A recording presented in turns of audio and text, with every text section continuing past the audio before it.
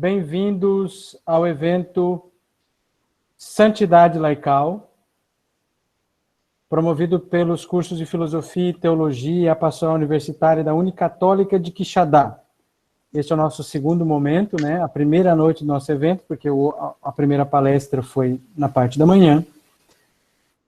A primeira, fazendo um pouquinho de memória, o padre Miguel de Sales da Santa Croce tratou do tema sobre a santidade da Igreja.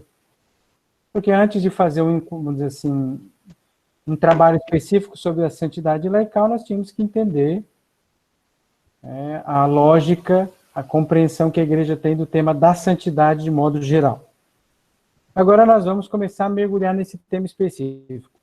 Padre Erasmo Holanda, nosso professor religioso do Instituto Nova Jerusalém, lá de Fortaleza, ele me procurou com a provocação de nós fazermos um evento de santidade dos leigos. Eu me interesso particularmente por esse tema, não só porque sou leigo e coordenador dos cursos, mas também porque escrevi um livro sobre espiritualidade dos leigos, foi publicado pela PAU. Já fica o merchan aqui. Eu sei que a Maria Tereza já o comprou, já fez essa caridade para a família tradicional que habita a minha residência. E o Padre Erasmo veio com a ideia, sugeriu um nome, eu disse assim, Padre Erasmo, vamos costurar, vamos ampliar esse evento aí. Ele queria que eu falasse, mas eu me furtei de falar para dar mais espaço para outros bons talentos que eu conhecia. E um desses é a Maria Tereza, que vocês veem aí, vocês podem procurar ali nos participantes FS, né? Não está com Maria Tereza, está FS Maria Tereza, né? FSTT Maria Tereza Rosa.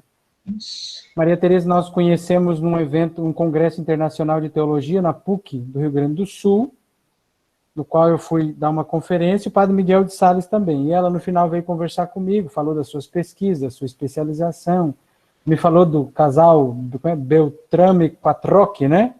Os próprios, isso. E foi um casal que me atraiu muito, a história dele, fui pesquisar depois, me ajudou muito nas minhas pesquisas para o próprio livro. E a Providência tem os seus caminhos, e hoje nós fizemos um evento sobre santidade laical, e ela se especializou em espiritualidade, é uma apaixonada pelo tema, uma apóstola, vamos dizer assim, do tema da santidade, da espiritualidade laical, e está aqui conosco hoje, o Padre Erasmo vai apresentá-la, eu quero acolher a todos que estão aqui, os nossos alunos, seminaristas, leigos, religiosos, leigas, sobretudo, né? Dom Ângelo Pignoli, nosso bispo diocesano, que lá da sua residência episcopal nos acompanha também com alguns convidados. E agora eu passo a palavra só para o Padre Erasmo fazer a sua apresentação também, fazer a acolhida. Apareça aí, podem colocar Padre Erasmo Holanda, para vocês verem essa face, essa testa luminosa do Padre Erasmo que vai acolhê-los nessa noite. Boa noite mais uma vez a todos. Eu queria apresentar a nossa amiga Maria Tereza Rosa. Maria Tereza Rosa tem bacharelado em teologia pelo Centro Universitário Claretiano, é especialista em teologia espiritual e salesianidade, tem formação no curso de formadores e animadores vocacionais pela Pontifícia Universidade Salesiana de Roma, professora de espiritualidade e formação integral e permanente no Seminário Propedêutico da Diocese de São José dos Campos, São Paulo. E também é professora de ensino religioso no Colégio Instituto São José. Seja muito bem-vinda, Maria Tereza, e sinta-se à vontade. Como o Rudy falou, você tem até uma hora para a palestra, depois algumas perguntas, provocações, tá bom? Seja muito bem-vinda e boa noite a todos. Padre Erasmo, antes da Maria Tereza começar, só uma saudação especial aos membros e aos postulantes da comunidade do Padre Erasmo, né, que estão acompanhando o evento. Estão aí à esquerda, pelo visto, do Padre Erasmo. Muito bem, sejam bem-vindos. É uma alegria tê-los conosco. Muito bem, os sorrisos bonitos aí aparecendo. Então, Maria Tereza, a você a palavra. Muito obrigada, então, Ruth, obrigado, Padre Erasmo. E uma coisa que faltou me apresentar, que não está no meu currículo aí escrito, é que eu sou uma leiga vocacionada à santidade, como todo batizado, e ter essa oportunidade de estudo, de aprofundamento nessa área, inflama ainda mais o meu coração nesse sentido. Então, muito mais do que, talvez, né, me dizerem, obrigado por estar conosco, eu é que preciso dizer obrigada por ajudarem a colocar um pouquinho mais de álcool, a abanar um pouco mais o fogo do meu coração, daquilo que Deus coloca de chamado à santidade. Então, eu fiz um recorte histórico, por assim dizer, né, para a gente poder estar aqui hoje conversando, que eu escolhi falar sobre modelos de santidade laical, como me foi proposto, no século XX. Porque senão a gente podia falar, mas lá antigamente, no período da patrística, uma pessoa foi leiga e foi santa. No século XVIII teve um leigo perdido que foi canonizado, né? Coisas assim. Então eu quis fazer esse recorte histórico do século XX para aproveitar todo o impulso que o Vaticano II deu na questão do chamado universal à santidade e as canonizações inúmeras, né, que João Paulo II fez e que os demais papas continuam fazendo, os inúmeros processos de canonização e beatificação dos leigos e tudo mais. E uma coisa que me apaixona muito em pesquisar os santos, né, os em processo de canonização dessa época, é ter contato direto com as famílias deles, né, com os amigos deles. Então, eu tive a graça de encontrar a mãe do Beato Carlo Acutis, eu tenho ela no WhatsApp, né? Eu falo, meu Deus, eu tenho a mãe de um Beato no WhatsApp, gente, que negócio absurdo. Poder ouvi-la, né? Saber do Filho Santo. Eu tive a graça de encontrar a sobrinha do Beato Pier Giorgio Frassati, de quem eu sou tão devota. Então, essa realidade, né? Eu estive também com um sobrinho do casal, né? Beltrame e Quattrock, que o professor Rude citou. Então, essa realidade, além de ser a santidade dos leigos, que já fala forte ao meu coração, o ser desse momento histórico mais próximo a nós, me inflama ainda mais de esperança por mim e por todos os outros, né? Falar, meu Deus, neste nosso mundo maluco, o Espírito Santo ainda nos conduz à santidade, a graça de Deus ainda é mais forte e nos leva além. Então, eu vou compartilhar a tela aqui com vocês e deixa eu só arrumar aqui.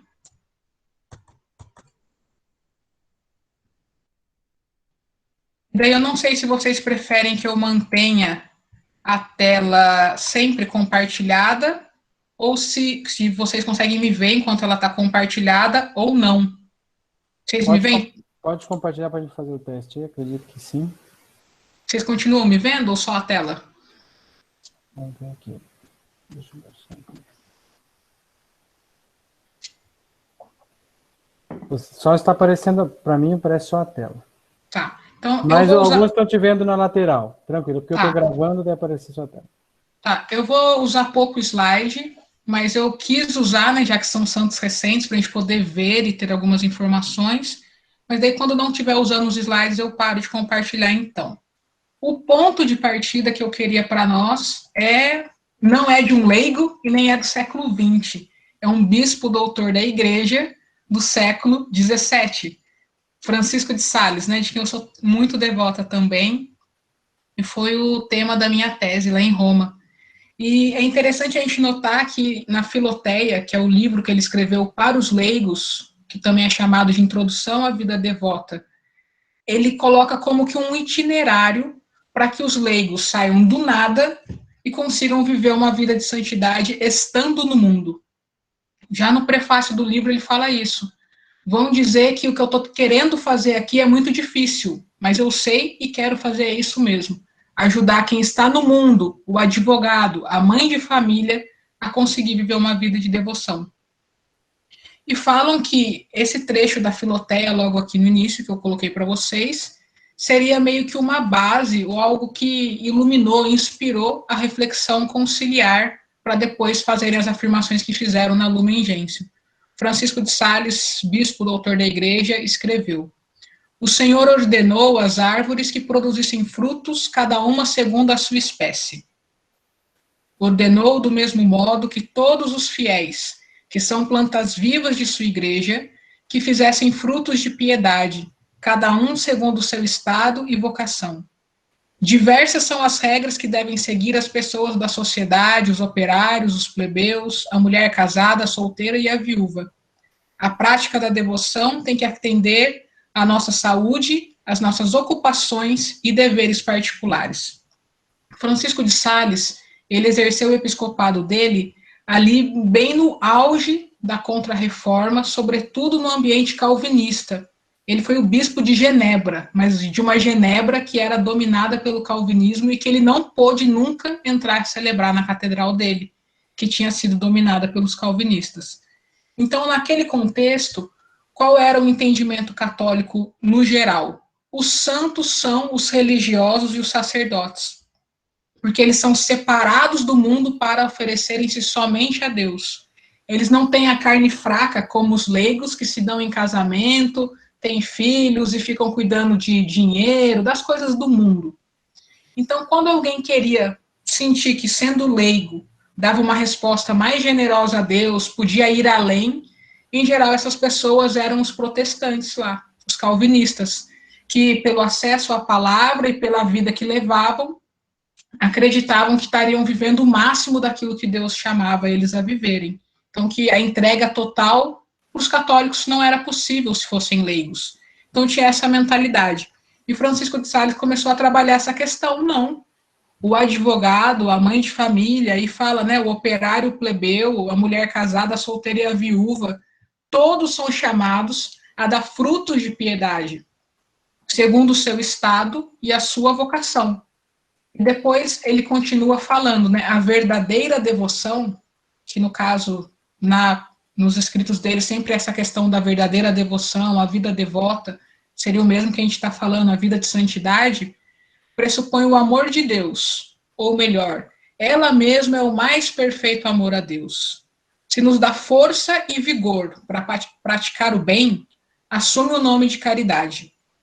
E se nos faz praticar o bem, frequente, pronta e cuidadosamente, chama-se devoção e atinge então o maior grau da perfeição.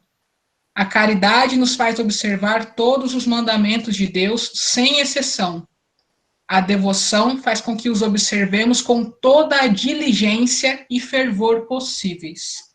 E por que eu quis começar pela Filoteia? Não é só puxar sardinha para o meu lado, né? Que gosto, sou leiga salesiana e tudo mais. Não é só por isso. É porque eu fiquei pensando, modelos de santidade laical. Qual é um modelo de santidade laical? Ou qual é o caminho para a santidade laical? Não tem como a gente querer dizer que o caminho é um só, que o modelo é um só.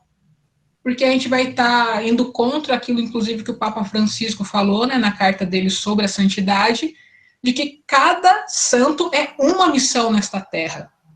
Que cada um tem que encarnar e refletir o evangelho na realidade onde está, segundo as suas próprias realidades ali. E não querer falar, ai, agora eu quero ser como fulano, porque deu certo. Porque eu tenho visto acontecer muito com os adolescentes, né? Todos querem ser Carlo Acutis agora. Ah, o que o Carlo Acutis fazia, eu também quero fazer. E muitas vezes é uma boa inspiração, mas é preciso que cada um se pergunte, o meu contexto de vida, o meu chamado é de ser próximo ao que foi um Carlo Acutis? Ou eu devo ser um jovem totalmente diferente dele, com a mesma santidade? Então, eu fiquei receosa de apresentar um modelo ou tentar estruturar um caminho de santidade para leigos e prescindir daquilo que é o individual, né, do chamado, que é justamente corresponder com aquilo que cada um é, com todas as capacidades, os dons, com as dificuldades a serem vencidas, num determinado contexto histórico, num determinado lugar geográfico. Então, eu quis começar aqui por Francisco de Sales, porque eu acho que nos dá uma excelente chave, que é a seguinte: o que é o modelo de santidade laical?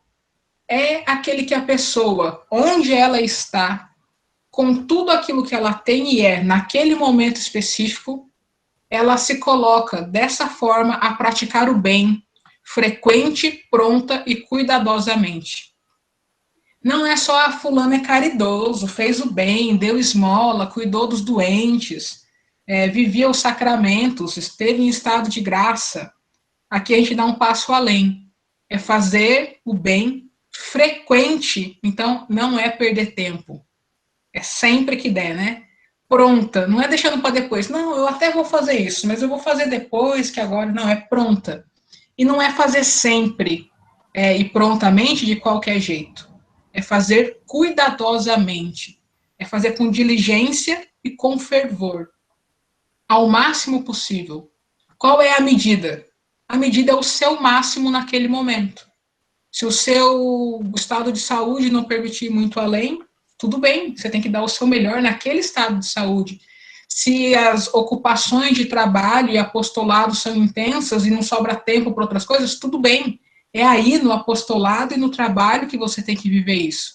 Não é criar um novo momento da vida para ser santo, mas ter essa santidade enraizada no modo de viver as coisas, no cotidiano, segundo a saúde, o estado de vida, as obrigações, né, cotidianas que cada um tem.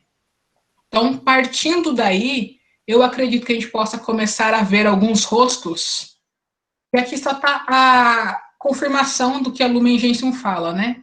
Que todos são chamados à santidade, e todos mesmos. E aí eu trago para vocês alguns rostos de grandes amigos meus, que eu amo demais. Infelizmente, não dá tempo de eu falar de todos eles hoje, mas fica aí a dica para que cada um pesquise. Então, acima, a gente tem aí à minha esquerda uma família numerosíssima. Sérgio e Domênica Bernardini, veneráveis.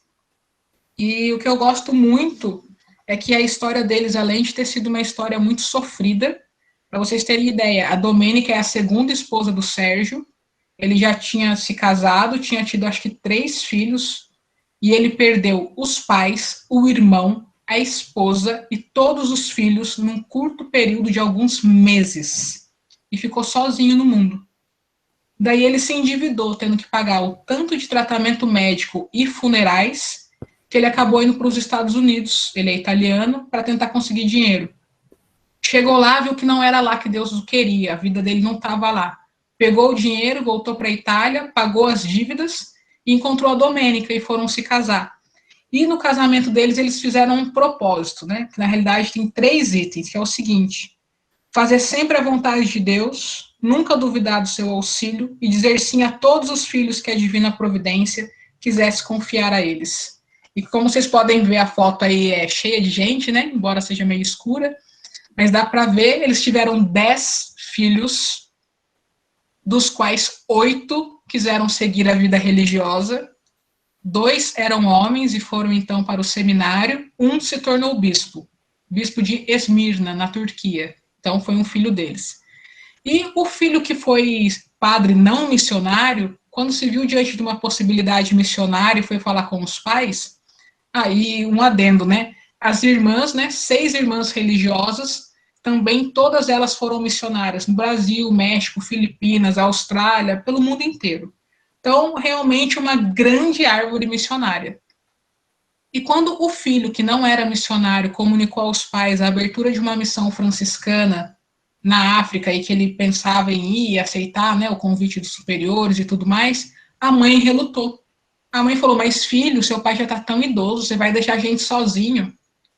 E acabou que o rapaz não passou no exame médico para ir ser missionário. Mas quando a mãe se deu conta do fechamento do coração dela e não dar o 8º filho para as missões, a mãe logo se arrependeu, rezou e se comprometeu a adotar um filho africano. Então eles adotaram um jovem seminarista que estudava em Roma, eles moravam no interior de Módena, mas para dar bolsa de estudo para esse jovem seminarista nigeriano, e ficou sendo como um filho deles. O interessante é que esse jovem foi ordenado padre, nomeado bispo, o bispo mais jovem daquele tempo, e ainda foi o presidente da Conferência Episcopal Nigeriana e tudo mais. Então, de um momento de fechamento do coração dela, né, se sobrepôs ainda mais generosidade. Daí, abaixo, o casal sentado, parece num piquenique, Luigi, Maria, Beltrame e Quattrochi, deles eu vou falar mais daqui a pouco. E eles foram o primeiro casal a ser beatificado juntos. Tanto que nem existia rito para beatificação, precisou ser escrito especificamente para eles. E a grande curiosidade é que foi o próprio filho deles que escreveu o rito, mas isso daí eu conto mais depois. Ao centro da tela, Atílio Giordani, leigo, casado, pai de família, cooperador salesiano na cidade de Milão. e operário de fábrica. Se eu não me engano, era na alguma fábrica como a Pirelli, alguma coisa assim. E o filho dele estava meio em crise de fé, meio assim com Deus, resolveu vir para o Brasil em missão com os salesianos para Campo Grande. Ele falou, quer saber do negócio? Estamos aposentando todo mundo aqui em casa, vamos a família inteira em missão para o Brasil. Pegaram um navio, né, coisa super fácil, pegaram um naviozinho ali e vieram para o Brasil em missão. E dizem que ele, depois de Dom Bosco, foi a pessoa que melhor viveu o sistema pedagógico de Dom Bosco, o sistema preventivo, que ele era a alegria encarnada, um convite à santidade, que ele foi um educador, assim, sensacional. E ele morreu aqui no Brasil enquanto dava uma formação para leigos. Então, ele é um grande exemplo também, é uma pessoa que, nossa, fazia teatro, era a alegria dos lugares, formava, pau para toda obra, uma bênção. Do lado dele, só para a gente ter um brasileirinho honrando, né? O Guido Schaffer, seminarista, médico e carioca. E eu gosto de pensar no Guido que ele frequentava a Canção Nova na mesma época que eu ia sempre. Eu penso, meu Deus, tinha um santo lá andando comigo e eu ainda nessa minha vidinha, né? Não tomei jeito ainda. Então, temos aí a chance de, em breve, termos o processo do Guido avançando. Então, uma santidade bem de leigo mesmo, né? Brasileira. Um jovem carioca de pegar onda. Eu estava lendo um livro sobre ele outro dia, Chocolate Preferido, Diamante Negro. Falei, nossa, Diamante Negro? Então, coisa muito normal nossa. E foi um adolescente que não tinha tido ainda um encontro pessoal com Jesus de forma definitiva, foi aos poucos crescendo na fé e tudo mais. Em cima do Guido, dando nessa zona praia, né, nesse momento litorâneo dos servos de Deus santos e beatos, está o Henrico, que ainda é vivo, então não é santo, e a Chiara Corbella Petrillo. E eu escolhi essa foto porque eu acho uma foto tão de gente normal, tão de uma menina, né, que foi no verão para a praia e fez trancinhas no cabelo. É isso. Então a Chiara morreu em 2012, está em processo de canonização, ainda não foi declarada venerável, nada, mas já está o processo andando na Diocese de Roma. Abaixo aí, seguindo, né, na zona litorânea, o Carlo Acutis, que está super popular, não preciso falar muito dele, mas quis colocá-lo também em momento de férias, né, lazer, passeando de barco com a família. Acima do Carlo está a Lélia e o Ulisse Amendolagine. Ele trabalhava como funcionário público em Roma, ela era caixa num banco. Ele se tornou leigo terceiro, né, na ordem carmelita, e tiveram 5 filhos. Alguns foram ser religiosos e tudo mais. E da vida deles tem uma coisa que eu acho tão bonita, é que a Lélia queria ensinar os filhos a sempre esperarem na vida em oração, a não perder tempo, esperando, reclamando ou qualquer coisa. Então ela ensinava desde as menores coisas, como o tempo que o biscoitinho demorava para ficar pronto no forno, que as crianças esperassem em oração. Então eles lá cresceram sabendo que uma Ave Maria é o tempo do biscoitinho, uma outra coisa é outro tempo. Então, assim, nas coisas pequenas do cotidiano familiar, né? Colocar uma semente de oração e tudo mais. O Ulisses saía para passear com as crianças, sempre passava nas igrejas para rezar, aos poucos incutindo nos filhos isso aí. E vários dos filhos dele foram ser padres também, religiosos. E a outra coisa que eu acho bonita e que revela, né, o que é o mistério do matrimônio, e acho que na liturgia de hoje até a leitura era de Efésios, né, que fala do mistério de Cristo se doar pela igreja, o marido e tudo mais, que no quarto do casal, aos pés da cama, tinham 2 genuflexórios e na parede atrás da cama tinha um crucifixo. Todos os dias eles acordavam e antes de dormir, eles se ajoelhavam ali pedindo as bênçãos de Deus para a família deles. Eu acho tão bonito eles terem avançado nessa simbologia, né? O leito nupcial, o altar do casal, estar prostrado em oração e viver a vida familiar. Então, assim, nas pequenas coisas, incutindo aquilo que é a vida do leigo, mas também permeado pelo que é o sobrenatural, né? Que é o chamado de Deus. Agora, aí acima, de braços abertos, um venerável, que a vida dele, se eu falar, já vão achar que é milagre, que não existe. Porque é o Giorgio Lapira, um político a caminho dos altares. Aí é para surpreender qualquer um, né, pessoal? Dá para ser santo na política? Meu Deus, esse é o milagre. Então, dele eu falo mais daqui a pouco. E ao lado dele aí, jovem atlético, o Beato Pier Giorgio Frassati, de quem eu também vou falar um pouquinho melhor daqui a pouquinho. Então, eu quis colocar aqui alguns modelos de santidade. Se a gente for ver, tem um camponês e uma camponesa do interior da Itália, né? Cheio de filhos, missionários, 2 filhas no matrimônio. A gente tem o Luigi Maria, na Itália, bem na capital, ele é advogado, procurador do Estado, super bem formados culturalmente. A gente tem um Atílio, um operário missionário, a gente tem um surfista médico seminarista, a gente tem um adolescente, a gente tem um casal, um político, um jovem universitário. Então, qual é o modelo da santidade laical? Nós temos vários pequenos modelos que viveram, né, a vida de caridade e devoção, com fervor, com prontidão, frequentemente, segundo aquilo que Francisco de Sales colocou lá para nós.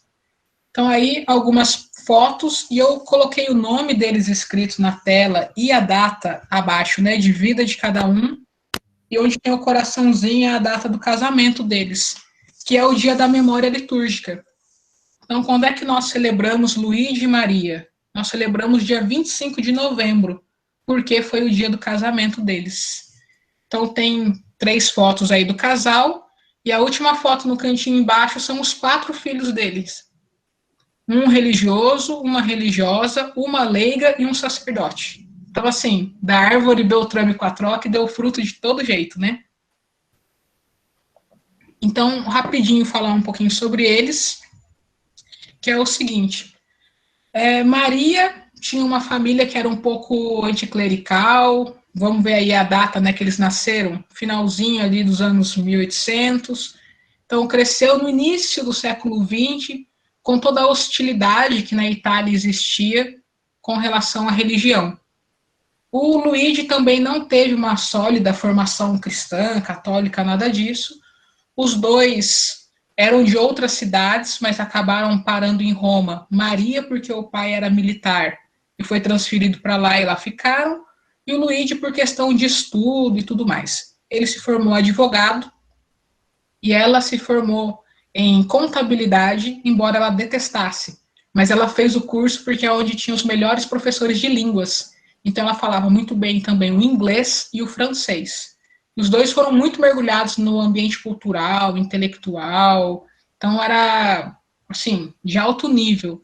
E é interessante ver as cartas deles dos tempos de namoro, que no final das cartas, naquele momento romântico, né? Tô aqui falando para um monte, né? Padres, religiosos, seminaristas, mas existem, gente, nos casos de amor, aquele momento romântico da despedida das cartas, onde um quer falar uma coisa mais afetuosa, né, para namorada, para o namorado, para a esposa que está distante.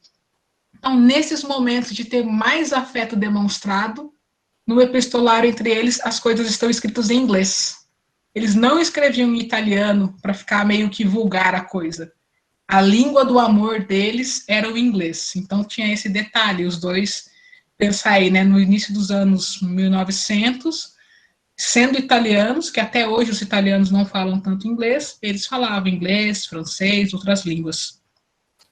Então eles se conheceram nas festas, no ambiente cultural mesmo, e foram aos poucos se encantando um pelo outro e vendo a comunhão que eles tinham de coração, de pensamento, de projeto de vida até mesmo. Depois de alguns anos já de amizade, eles resolveram namorar e logo em seguida se casaram, então, em 1905, no dia 25 de novembro. E um adendo aqui para quem conhece Roma, se casaram na Basílica de Santa Maria Maior. Mas não foram se casar lá porque é uma basílica papal, queremos ser chiques. Mas é porque a casa onde eles iam morar, e que já morava, né, a Maria com a família dela, era na avenida que sai ali atrás da Basílica. Então, eles eram paroquianos da Basílica de Santa Maria Maior, por isso se casaram lá. Então, o casamento deles aconteceu e eles foram morar na casa que morava a Maria, os pais da Maria, Já começou a santificar o Luigi aí, né, gente? Casou e foi morar com o sogro e com a sogra. Mas não bastando, morava junto também os avós da Maria, que já eram idosos e não tinham com quem morar. Então era assim, toda a família reunida lá. Logo no início já do casamento, eles se colocaram sempre muito a serviço, cuidar dos idosos, daquilo que era necessário dos pobres, sempre muito abertos. E nos primeiros 4 anos de casamento, eles já tiveram 3 filhos. Então foi assim, um em seguida do outro. E tanto o Luigi quanto a Maria foram pais muito dedicados, de pesquisar, de ler livros, de ir atrás de informação, para educarem os filhos o melhor possível. Naquela época não existia o escotismo, né? O ser escoteiro, na Itália.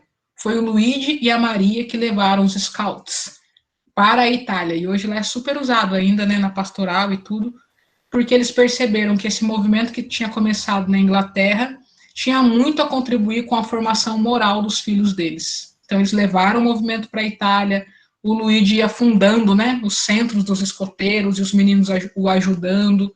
Então, muito dedicados mesmo nessa realidade.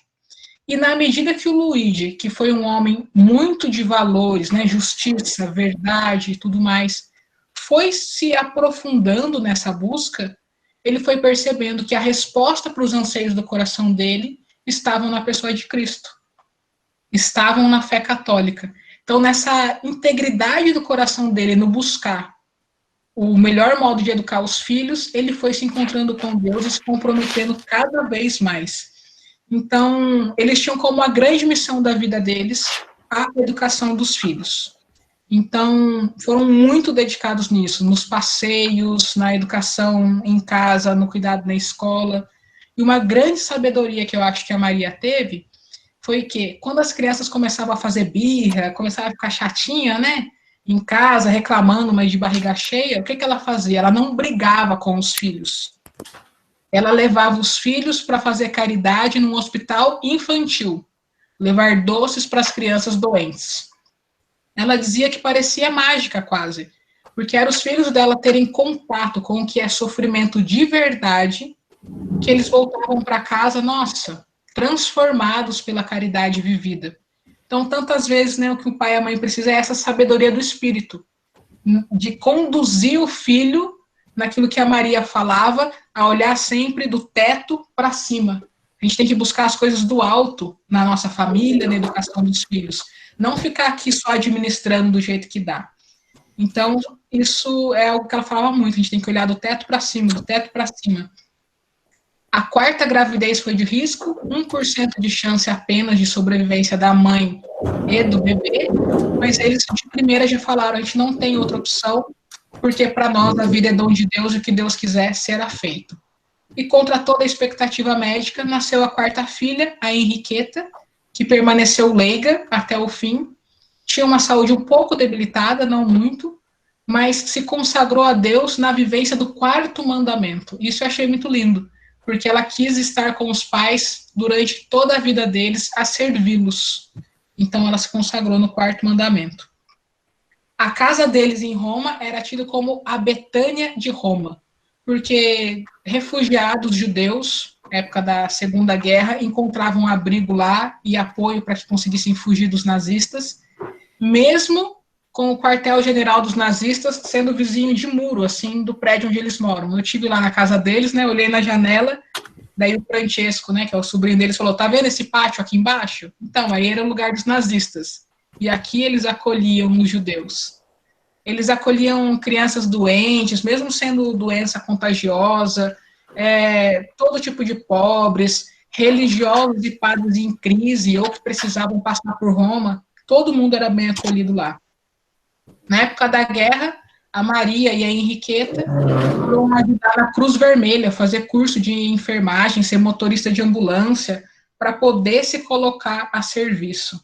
Agora aí, para quem gosta de teologia, né, uma informação, uma curiosidade, o diretor espiritual da Maria, durante muito tempo, foi ninguém mais, ninguém menos que o padre Garrigou Lagrange. Então, imaginem a profundidade teológica e espiritual na qual essa mulher era conduzida no dia a dia. e tudo isso que eles experimentavam juntos, eles colocavam a serviço. Então, eles que começaram a fazer encontros de casais para preparação do matrimônio, acompanhamento de jovens casais, nada disso existia. Eles foram começando todo esse apostolado. Então, a família Beltrame Quattrock é uma família que eu acho daquelas que tem a vida de santidade reconhecida pela igreja, talvez a que mais mexa comigo e a que eu acho que é a mais normal. Porque tem vídeos dos filhos no YouTube, quem quiser assistir depois, contando, né, que durante o jantar em casa, embaixo da mesa, sempre tinha um chute, um pontapé entre os meninos, alguém jogando um guardanapo na cabeça do outro, coisas normais de casa. Suspeito que o professor Rude passe por isso também, tendo alguns garotos em casa, né? Mas a vida de santidade não é ter uma vida de perfeição. Das 6 da manhã às 10 da noite. Ah lá, que benção, ó, tá transbordando alegria. E então, assim, a vida de santidade não é uma vida de perfeccionismo, é uma vida vivaz, é uma vida de alegria, é uma vida onde tudo está sendo visto do teto para cima e o bem é feito da melhor forma possível, com fervor, com prontidão, a cada momento, né? Eu teria muita alegria em falar mais muito sobre os Quattrock, porque eles são incríveis, mas se eu quiser falar de algum outro, né, eu tenho que falar pouco deles. Então, eu vou sacrificá-los em nome dos outros. Mas peguem o nome, né, e pesquisem, que vale muito a pena conhecê-los melhor. Eu acho interessante, né, eu falei, esse filho deles que está aí na fotinho abaixo, não sei se dá para ver, né, depende se estão vendo no celular ou computador, ele foi monge trapista e responsável pelos processos de canonização dos trapistas. Então, com muita experiência nessa área. Quando a beatificação dos pais estava para ser marcada e não era, ele escreveu o rito de beatificação, porque ele imaginou que um problema fosse esse. Ele foi até João Paulo II e falou: Santo Padre, o que está acontecendo para não beatificar meus pais? Porque ele sabia que era um desejo enorme do João Paulo II essa beatificação. Era uma coisa pessoal do João Paulo beatificar um casal. E comemorando o aniversário da Familiares Consórcios, tudo mais. E daí ele perguntou: o que está faltando é um rito? Ele falou: Ele falou: então não está mais, ó, tô aqui te entregando um. E já passei a deixar ali na congregação do culto divino também essa sugestão. Daí disse que o João Paulo II ligou para o cardeal responsável e falou: do casal Quattrock, o que está faltando é o rito? Ele falou: então olha aí na sua mesa o que o Dom Paulino acabou de deixar. Daí foram ver o rito e foi o rito usado. E 3 dos 4 filhos estavam presentes na beatificação dos pais. Então, uma grande graça, né? Uma história, assim, muito inspiradora. Um outro que é um amor da minha vida e me inspira muito é o Beato Pier Giorgio Frassati, tá aí a idade dele, né, 1901-1925, filho de um senador da República Italiana, embaixador da Itália na Alemanha no período ali do pós-guerra, universitário, né, muito empenhado na política, nos esportes. Esses dias um amigo meu veio falar alguma coisa que andou muito de bicicleta, quanto que aguentava andar. Eu falei: meu querido, o Frassati nas férias fazia 70 quilômetros no bate e volta só para não perder a missa. Ainda temos que melhorar muito na nossa bike, porque era esse o grande amor dele, né, a Eucaristia. Então o Frassati nasceu nessa família de um pai liberal maçônico, de uma mãe artista, de praticamente nenhuma referência religiosa, da alta burguesia. O pai dele era o dono e fundador do jornal La Stampa, que tem até hoje na Itália toda, né? Eles são da cidade de Turim. Então o Frassati nasceu neste berço de ouro, mas um berço vazio de referência religiosa. E ele desde pequeno foi muito voltado para a caridade, de ver os pobres e querer tirar o que tinha dele desde pequenininho, 5 aninhos, 6 aninhos, para oferecer ao pobre. Sempre foi alguém de fazer muitas amizades, por temperamento, estar perto de todos, ser a alegria do grupo, quem organizava as excursões, quem fazia todo realmente o elo entre o grupo de amigos era ele, e de uma autenticidade fenomenal, porque ele era muito apaixonado por Deus. Desde que ele fez a primeira comunhão, com cerca de 12 anos, 13, ele passou a comungar todos os dias, contra o gosto dos pais, porque a mãe queria que o filho estivesse no café da manhã, prontamente, e a missa tinha que ser cedo, e ela não queria que ele fosse à missa para não fazer barulho na casa. Então, ele desenvolveu um método de amarrar uma cordinha no dedo, jogar a cordinha pela janela, e quando o jardineiro chegava para começar os trabalhos na casa da família, puxava a cordinha, puxava o braço dele, ele acordava, ia para a missa pela entrada de serviço da casa e voltava em tempo para então estar com a família no café da manhã. Então a família dele sempre foi meio hostil a toda a vida de fé dele, não entenderam tudo de bom que ele fazia fora de casa, a família não reconhecia, só cobrava ele presença, falava que ele era burro, falava que ele não sabia. Então, assim, dentro de casa ele foi, não só não foi reconhecido, como foi até meio hostilizado e perseguido. Fez toda uma experiência, então, em muitos movimentos de leigos, ele foi da Ação Católica, ele foi vicentino, dos jovens universitários, de vários grupos, acho que cerca de 10 grupos ele fez parte, também Legião de Maria, foi também membro da Ordem Terceira dos Dominicanos. E em Turim a vida dele era a caridade, eram os pobres, era estar para os outros, a todo momento. Como jovem, se apaixonou por uma garota e percebeu que se ele levasse adiante aquele relacionamento, né, ou tentar um relacionamento, a família dele estaria em ruínas, porque o casamento dos pais era um casamento de fachada, e os pais jamais aceitariam que ele namorasse uma menina pobre, uma que não fosse da burguesia. Então ele morreu amargando um amor dentro dele para preservar a família de toda essa dificuldade. Uma curiosidade, né, vou dando as curiosidades teológicas. Quando o pai do Frassati era embaixador na Alemanha, se eu não me engano foi no início da década de 20, mais ou menos, ele se tornou um grande amigo de quem? De Karl Rahner. Então ele frequentava a casa do Karl Rahner, era cuidado pela mãe do Karl Rahner e tudo, tanto que ela falou, nossa, ele vinha aqui, na época ele não sabia se queria ser padre ou não. Sabe aqueles testemunhos que tias dão, né? Então a mãe do Karl Rahner falando sobre o Frassati, e ele foi, então, esse garoto muito comprometido com a causa social, com a causa política, mesmo sendo contrário aos ideais do pai, com a vida de caridade e muito autêntico.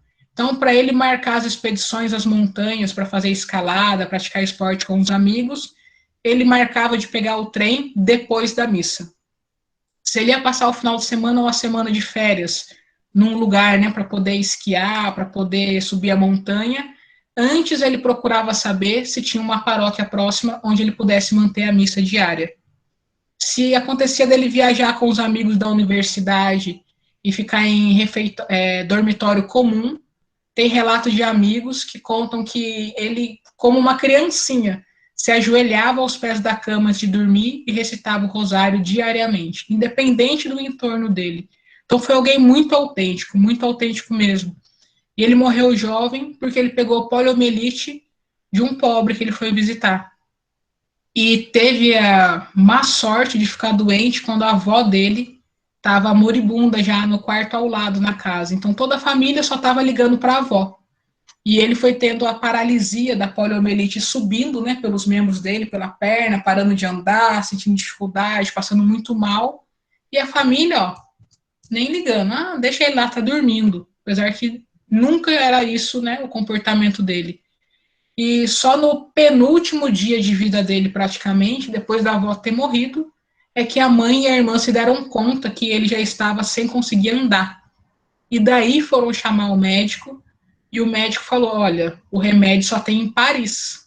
Com todo o dinheiro da família, mandaram o avião de Turim para Paris buscar o remédio, mas já estava muito avançada a paralisia, e daí foi subindo a paralisia para os órgãos internos, né?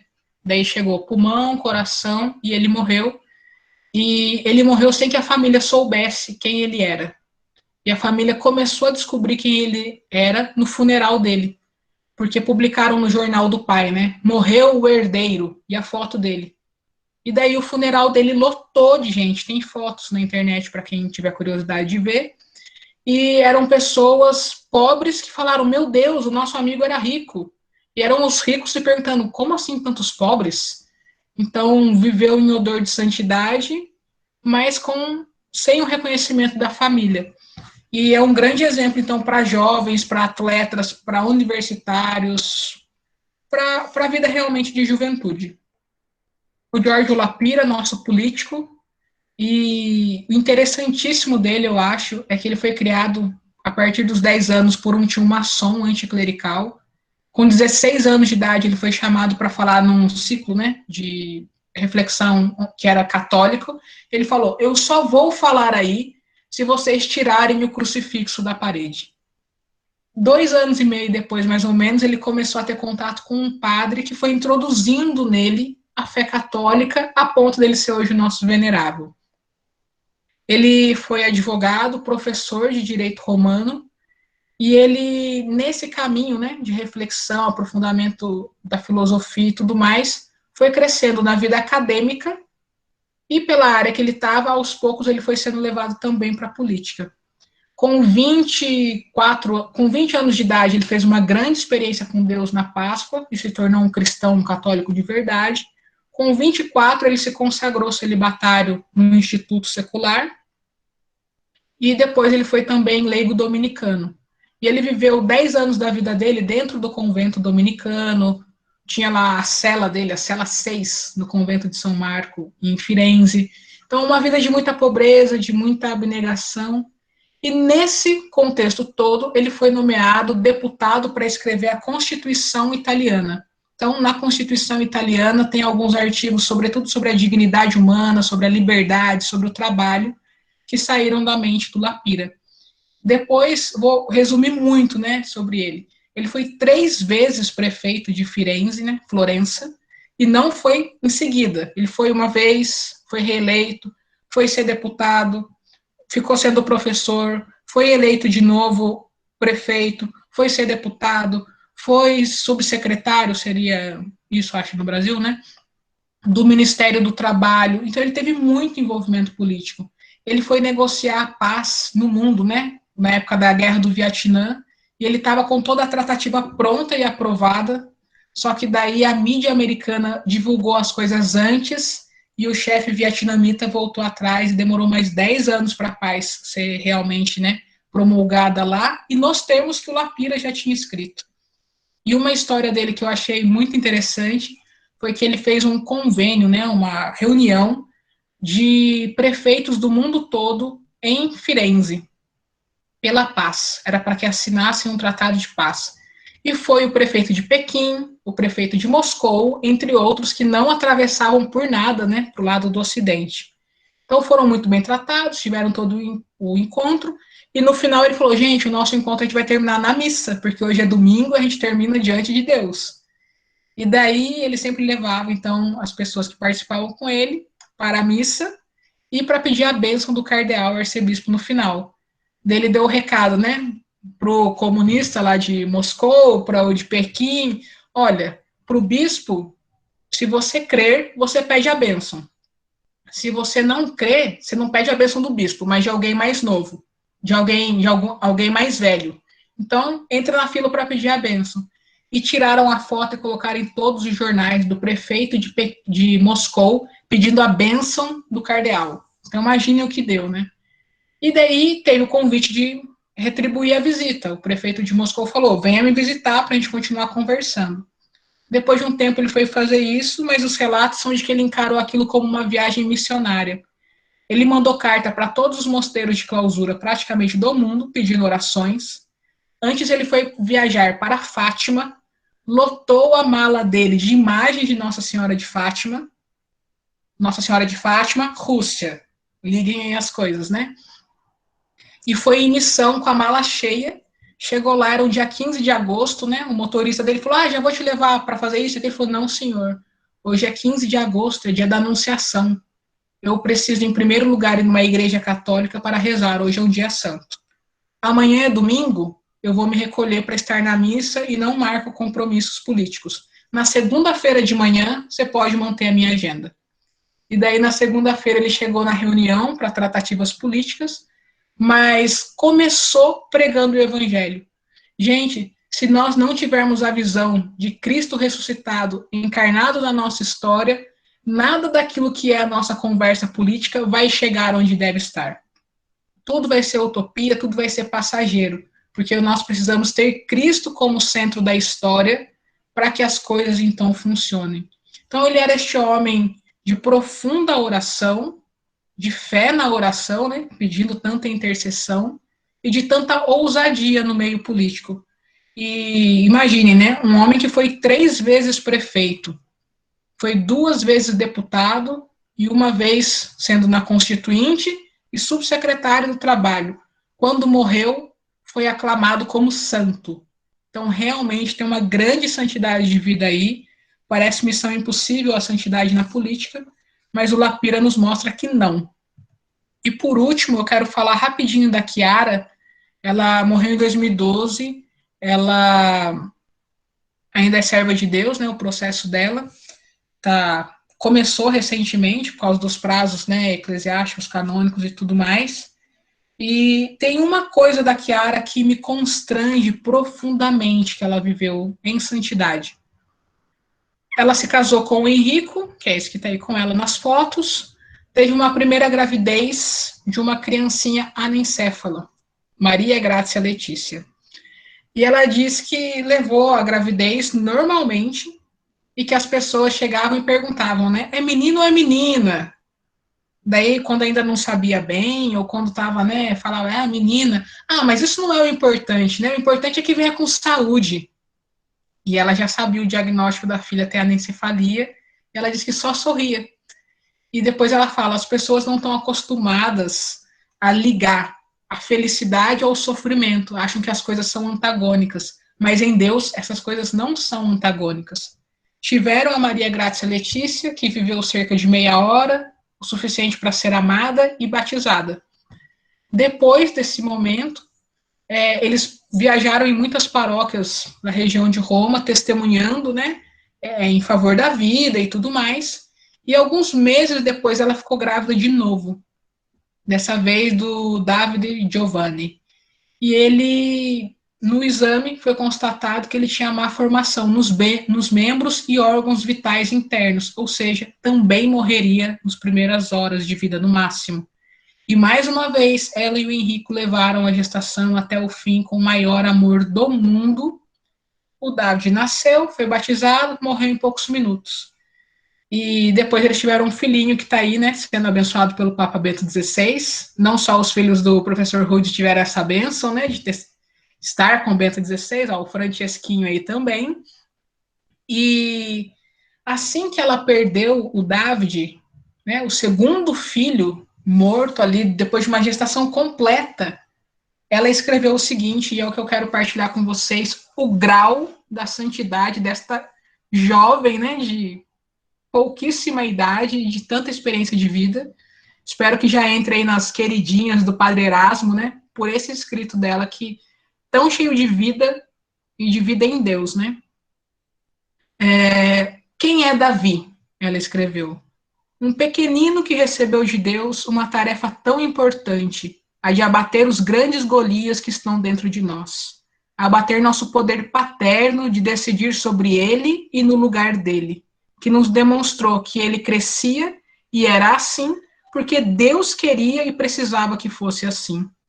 Ele abateu o nosso direito de desejar um filho que fosse para nós, porque ele era só para Deus. Ele abateu o desejo que fazia com que a gente pretendesse que ele fosse um filho da consolação, aquele que nos faria esquecer a dor da perda da Maria Grácia Letícia. Ele abateu a confiança nas estatísticas que diziam que nós tínhamos as mesmas possibilidades de qualquer outro casal de ter um filho saudável. Ele desmascarou aquela fé mágica de quem crê que conhece a Deus e depois fica querendo fazer de Deus um distribuidor de docinhos. Ele demonstrou que Deus faz os milagres, mas não com a nossa lógica, que é limitada, porque Deus é qualquer coisa a mais, além dos nossos desejos. Ele abateu a ideia daqueles que não buscam em Deus a salvação da alma, mas só aquela do corpo. De todos aqueles que pedem a Deus uma vida feliz e simples, que não se assemelha àquilo que é a vida de cruz que nos deixou Jesus.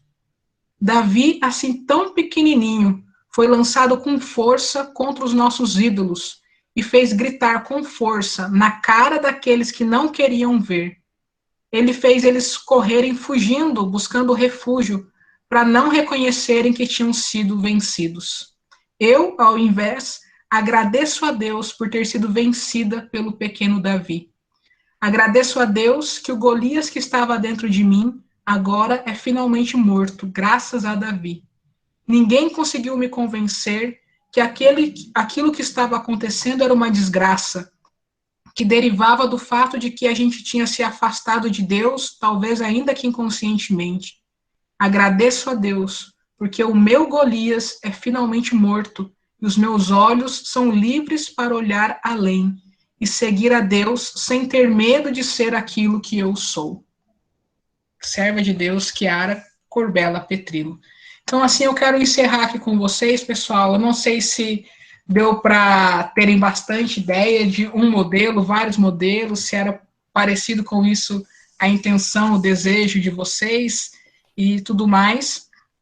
Mas eu quis apresentar, assim, né, vários rostos e também me aprofundar ainda que bem pouco em algumas histórias. Então, um casal, um jovem, um político celibatário, uma jovem mãe de família, para que assim a gente pudesse ver que o modelo da santidade laical, que acaba sendo o que é a santidade da igreja para todos nós, é aquilo que São Francisco de Sales falou.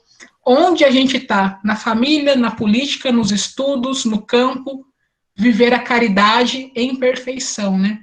Com a devoção que é própria daquilo que é a espiritualidade salesiana. Então, é isso aí.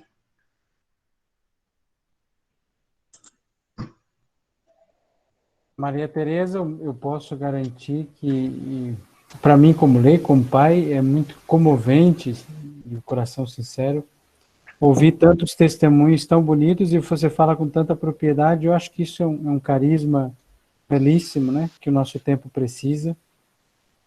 E eu acho que nos nossos eventos são sempre muito conceituais, né? É bom que a universidade deixe entrar essa lufada do espírito, né? Para a gente reacender essa convicção da chamada universal à santidade. Às vezes, nós lutamos muito no nosso curso, e os nossos alunos acho que ouvem muito isso, né? Para tirar toda a questão de clericalismo, de toda, vamos dizer assim, uma concepção equivocada de hierarquia, que parece que é o título, é a roupa, é a insígnia que vai fazer da gente importante na igreja. Quando muitas vezes é o ocultamento, é o esquecimento, é que a vocação mais esplêndida é realmente aquela básica da santidade, né? Exato. E que podemos ter todos os adornos e brocados do mundo e esconder realmente, ocultar o essencial. Então, é comovente, eu acho que a Unicatólica fica muito feliz com isso. O Félix, por exemplo, disse ali, né? Mas como um comentário, diante de tanta coisa bela e santa, a gente fica apenas contemplando e desejando ardentemente viver intensamente a nossa vocação à santidade. Quanta riqueza, isso é muito bonito. Mas temos algumas perguntas ali, você tem 3 perguntas no seu WhatsApp. Eu estou abrindo aqui, só quero complementar o que você falou sobre trazer isso para o ambiente acadêmico. Eu até conversei hoje um pouco com o Padre Erasmo, né, e falei como falta no Brasil a dimensão da teologia espiritual. O Brasil é um país de muita espiritualidade e pouca teologia espiritual. E o bonito da teologia espiritual é o quê? Isso é a definição que eu tive que decorar lá em Roma, né? Aquelas que os professores ficam, repita, repita, repita. A teologia espiritual é justamente apoiada no modelo de vidas de santidade que foram atestados pela igreja como um caminho certo. Ou seja, a teologia espiritual, ela se baseia no testemunho de santidade. E a partir daquilo que ela vê que foi a santidade vivida por uma determinada pessoa, num determinado contexto, então ela busca fazer teologia. Como é que Deus se revelou aí? Onde que entrou a graça e tudo mais? Então, isso que você falou, né, que falta muitas vezes, mas é bom trazer para dentro, é justamente o específico da teologia espiritual, que é olhar para o concreto. Ela é uma teologia prática, assim como a moral e a pastoral, olhar para o concreto, mas não daquilo que eu não faço de errado, né, na moral, ou daquilo que eu faço para os outros, na pastoral, mas daquilo que eu permito que Deus faça em mim. Então, muito importante que também essa cadeira da teologia prática esteja dentro das nossas universidades, né? Que bom que vocês têm esse olhar. Deixa eu ver Você as falou uma perguntas. coisa agora que me lembrou, eu estava vendo uma conferência, que eu até passei para meus alunos de teologia fundamental, acho que é Juan Antônio Paredes, acho que é Juan, e é um teólogo espanhol que ele estava explicando a Dei Verbum, e ele foi explicar assim, ó, eu achei tão belo que ele falou disso, a Dei Verbum, por exemplo, quando vai falar da tradição, ela não diz o que é a tradição. Ela não conceitua a tradição apostólica, a tradição da igreja, porque a tradição você encontra, por exemplo, nos santos. Os santos são o evangelho encarnado, vivo, transmitido. Sim. É nele que você encontra, vamos dizer assim, um aspecto da revelação manifestado, né? Isso é muito bonito. Sim, inclusive, dizem que uma das melhores coisas para evangelização, no primeiro momento, não necessariamente precisa ser o anúncio do evangelho, mas as biografias dos santos. Porque aproximam o que é a revelação, né? É ali a vida. Nesse sentido, o pontificado Bento XVI foi muito nessa linha da teologia da santidade, né? Por exemplo, pegou os mestres medievais, os padres da igreja, santas mulheres. Por exemplo, nós falamos a Hildegard de Bingen, né? Quantas mulheres, fala-se hoje com o tema da mulher. Só o Papa Bento XVI fez uma lista toda sobre santas mulheres no seu pontificado. Mas, só para a gente retomar, vamos às suas perguntas, se não me empolgo. Temos 3 aqui, né? Se alguém tiver mais alguma, pode colocar no chat. Você quer ler ou você quer que eu leia as perguntas para que os outros Você lê e responde. Tá. Então, a primeira coisa, todos os cristãos são vocacionados à santidade e diante de tudo aquilo que a senhora expôs, é notório que não é necessário fazer algo extraordinário para se alcançar a santidade. Nesse sentido, além dos santos já canonizados ou em processo de canonização, temos muitos outros exemplos de pessoas que viveram santamente seus dias de peregrinação na terra terrestre. A senhora podia falar algo sobre eles? O que eu acho importante a gente saber é o seguinte, gente. O mais importante é viver a santidade. O reconhecimento da igreja é importante na medida que a glória de Deus se manifesta através daquelas vidas e que aquelas vidas são um chamariz para que outros busquem a santidade. Talvez tenha tido jovem recentemente mais santa que a Chiara Corbella Petrillo, mas a gente não sabe. Mas o fato da Chiara estar sendo reconhecida pela igreja, né, estar em estudo, faz com que hoje eu tenha falado dela e ela possa ser inspiração para nós. Mas para a vida da pessoa, para a busca dela e para o céu que ela vive, não é o reconhecimento da igreja que vai ter tanta importância. Então a igreja garante que ela está lá, mas tem outros que estão lá que não foram canonizados ou reconhecidos. Então a gente não pode perder de vista de que a santidade não é só aquela que é reconhecida. A santidade é aquela que é vivida. Se será ou não atestada posteriormente, canonicamente, é uma coisa que, no mais profundo da palavra, não depende de nós, né? Porque a gente já vai ter morrido. Então, só para ter isso bem claro, quanto à santidade é sobretudo para ser vivida, e a gente não tem que ficar condicionando ao reconhecimento, é mais santo ou menos. Você falou sobre as pessoas que vivem nessa peregrinação terrestre. Aqui na minha diocese tem um homem incrível, faleceu ano passado, talvez Dom Ângelo já tenha ouvido falar dele, ou algum padre que trabalhe no sistema carcerário, que é o fundador da APAC. Então, Dr. Mário Ottoboni, um advogado leigo, pai de acho que uns 3 filhos, era best friend, por assim dizer, do meu avô, né, eram muito próximos, meu avô teve junto todo o início da APAC, que é uma associação onde pessoas do movimento dos cursilhos de cristandade se uniram para dar maior dignidade para os encarcerados. Então, assim, ele fundou a APAC aqui, se estendeu por todo o Brasil e pelo mundo, e um homem que viveu uma santidade tremenda no cotidiano, não só no bem que fez para os presidiários, mas no cuidado da esposa que teve AVC e ficou comprometida durante décadas, na educação dos filhos, no envolvimento aqui na nossa diocese. Não ouvi ninguém dizendo sobre abrir o processo de canonização do Dr. Mário, mas é sem dúvida alguma um leigo que viveu a santidade e é inspiração para quem conviveu com ele. Se a igreja vai reconhecer ou não, não é o mais importante. O importante é que onde ele esteve plantado por Deus, na história e na geografia, ele correspondeu. Ele foi aquilo que o Papa Francisco chamou de um reflexo do evangelho encarnado ali. Então, existe muita gente santa, graças a Deus, no mundo hoje. Graças a Deus também, depois do concílio, tantos têm sido reconhecidos pela igreja, né? Tantos leigos, mas não só leigos, tantos canonizados de modo geral. Mas a gente tem que, de modo específico, se concentrar na vivência e no testemunho da santidade, sem preocupação com os processos, com os reconhecimentos que poderão ou não acontecer.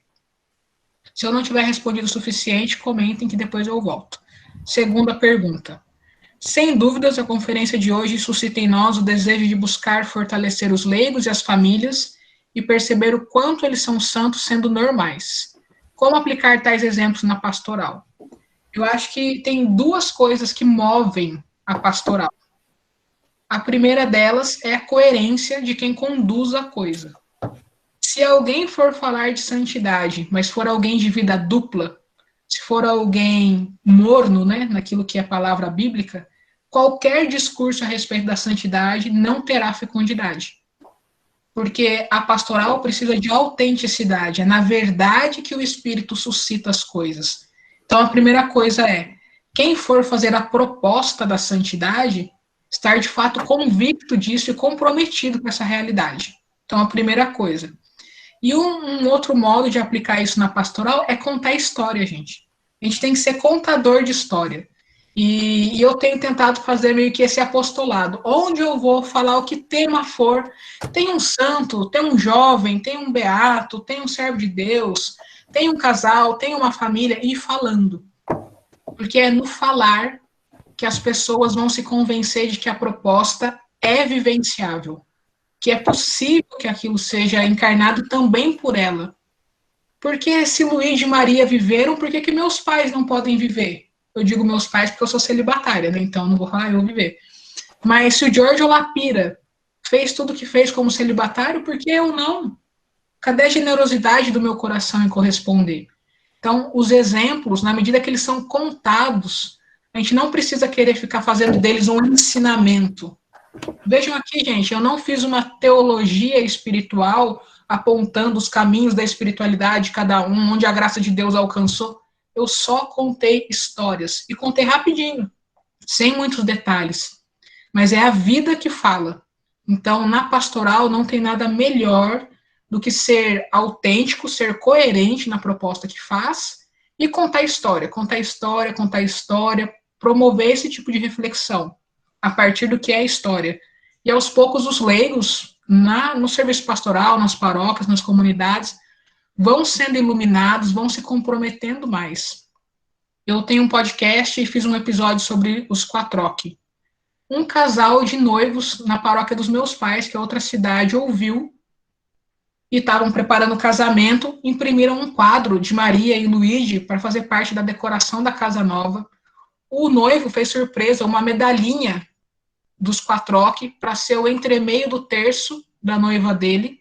E eu estava lá no dia do casamento, foi agora em julho ou agosto, e na hora que a noiva foi entrar na igreja, ela olhou para mim na porta, para minha mãe e falou: Tetê, Luís e Maria estão aqui comigo, eles vão entrar comigo. E mostrou o terço dos beatos para ela entrar para se casar. Gente, isso é sensacional. Eu fiz um podcast de 15 minutos, contei uma história. E o casal indo entrar para o sacramento do matrimônio, tendo a inspiração dos beatos. Então, é contar a história. 3.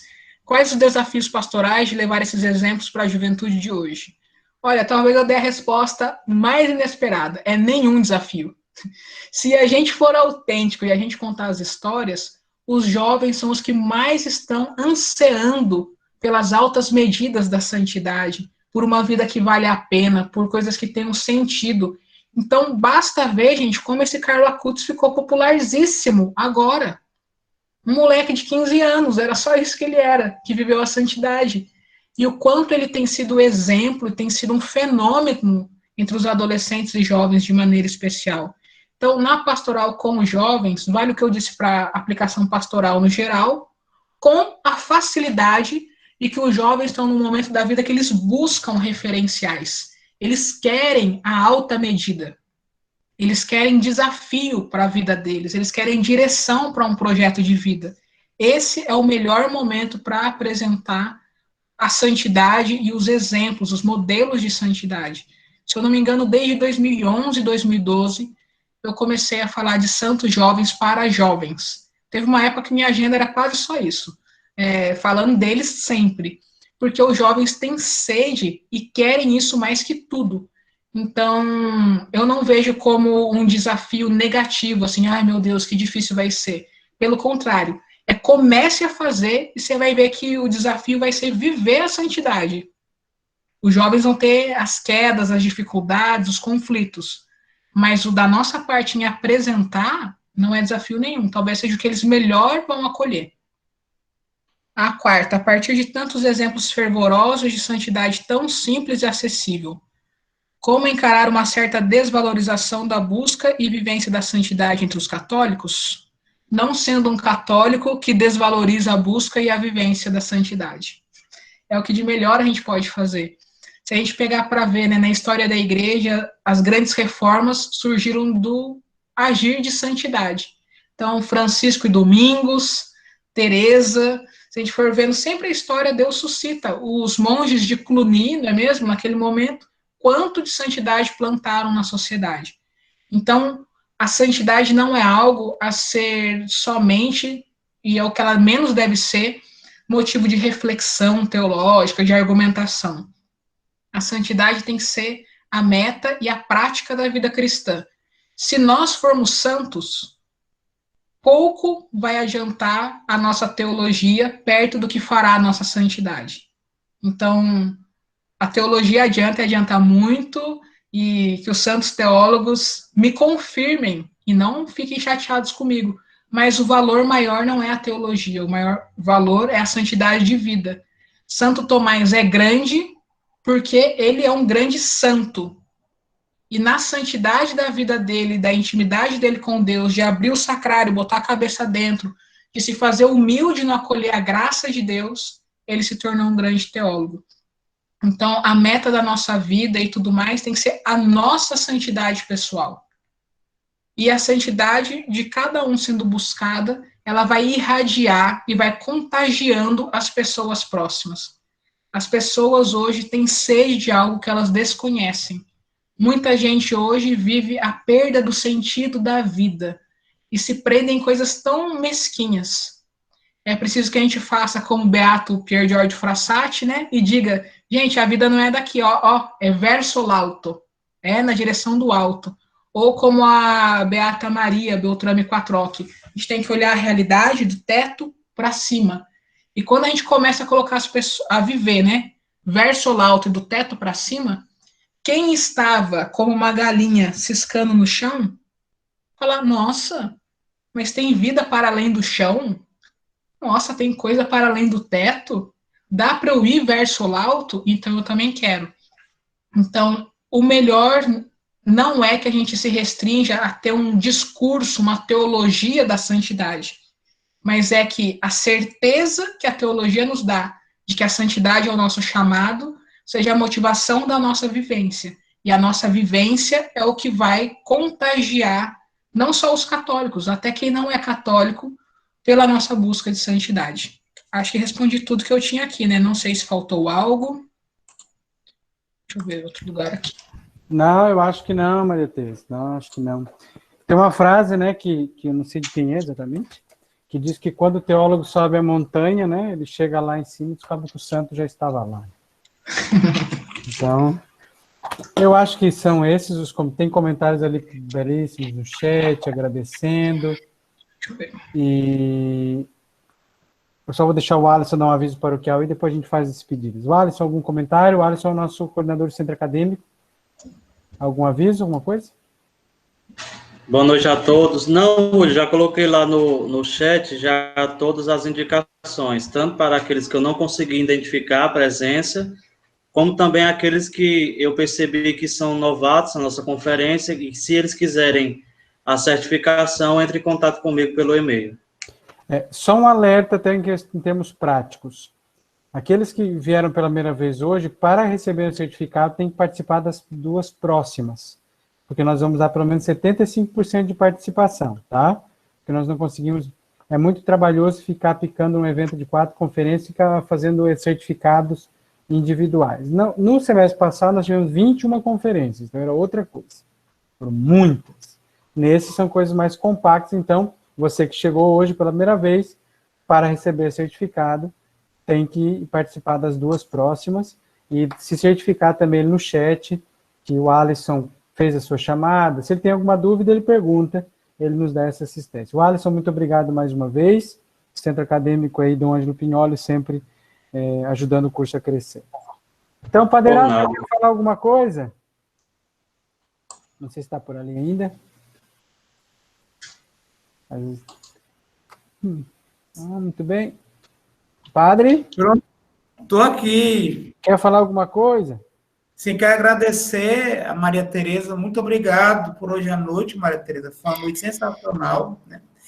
E agradecer mais uma vez ao professor Rude Assunção, que acolheu a ideia do evento, topou com a gente, tá com a gente, muito obrigado, Rude. E o belo dessa noite é poder refletir a santidade como esse grande dom, como dizia Maria Tereza, né? Às vezes a gente tinha uma mentalidade equivocada, que a santidade é só para os padres e as freiras, mas a santidade é para todos. E a nossa meta é o céu, a santidade. Obrigado por participar do evento. Obrigado. Ó, tem um avião passando aí por cima de alguém. Oh, meu Deus. E obrigado, Padre Erasmo, obrigado pela inspiração do evento. A sua provocação nos levou também. Amanhã nós temos também uma belíssima apresentação com José Eduardo Câmara, que também conhece, é outro que conhece os santos. E assim, o mais bonito de tudo isso é ver que os santos se tornam nossos amigos, né, Maria Tereza? Dá de ver a familiaridade com que a Maria Tereza falou dos santos hoje, parecem pessoas da família dela, não? Rude, eu também queria, por último, mais uma vez, agradecer a Dom Ângelo pelo apoio que nos dá. Você disse, em todo evento nosso, Dom Ângelo se faz presente. Muito obrigado, Dom Ângelo, pelo seu apoio à União Católica, ao novo curso de teologia. Muito obrigado mesmo por se fazer presente, Dom Ângelo. Um abraço forte para o senhor.